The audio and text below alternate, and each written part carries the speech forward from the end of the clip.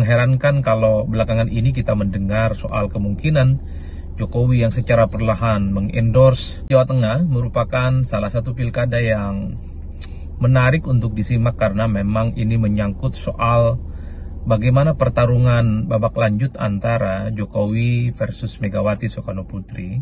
Kita tahu bahwa Andika Perkasa adalah kader PDIP yang saya kira ini adalah kandang banteng yang pastinya harus dipertahankan bagaimana kekuatan mereka itu sejak lama dan turun-temurun untuk terus memenangkan pilkada. Dan kita tahu juga pada saat yang bersamaan Ahmad Lutfi adalah orang yang selama ini dinilai sebagai orangnya Jokowi.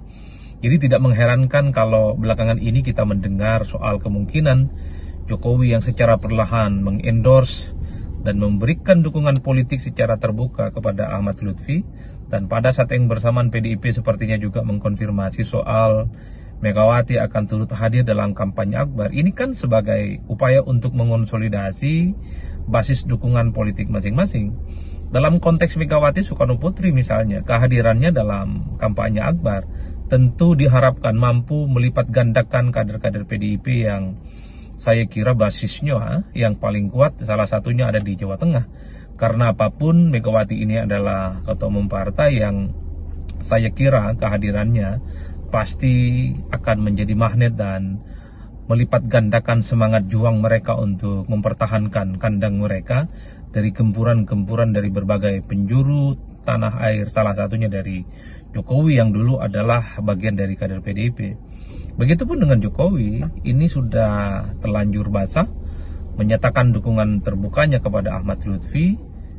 Jokowi sudah secara terbuka pisah jalan dengan PDIP, maka tidak boleh tidak dengan hadirnya Jokowi dalam kampanye yang mendukung Lutfi, tentu harapan terbesarnya orang-orang yang selama ini di Jawa Tengah loyal terhadap Jokowi, memberikan dukungan politik kepada Jokowi sejak jadi presiden akan diuji apakah daya ungkit dan daya magnet Jokowi itu akan sekuat seperti yang dahulu kala ketika Jokowi sebagai presiden, atau justru sebaliknya daya magnet Jokowi itu akan berkurang karena posisinya tak lagi jadi presiden. Jadi dalam konteks inilah saya kira dalam beberapa hari tersisa menuju pencoblosan pilkada 27 November tentu akan menjadi batu uji siapa sebenarnya yang per hari ini mampu memanaskan basis dukungannya masing-masing, Jokowi ataukah Megawati Soekarnoputri.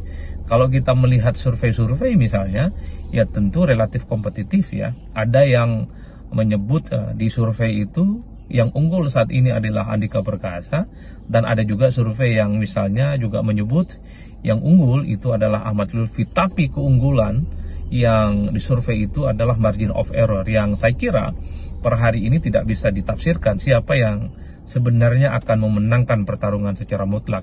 Kuncinya adalah di sisa waktu yang tersisa, siapa yang kuat turun ke bawah, mampu memanaskan mesinnya, mengkonsolidasi basis-basis loyalnya, apakah itu Jokowi atau Megawati Soekarnoputri, maka dialah yang kemudian akan memenangkan pertarungan politik.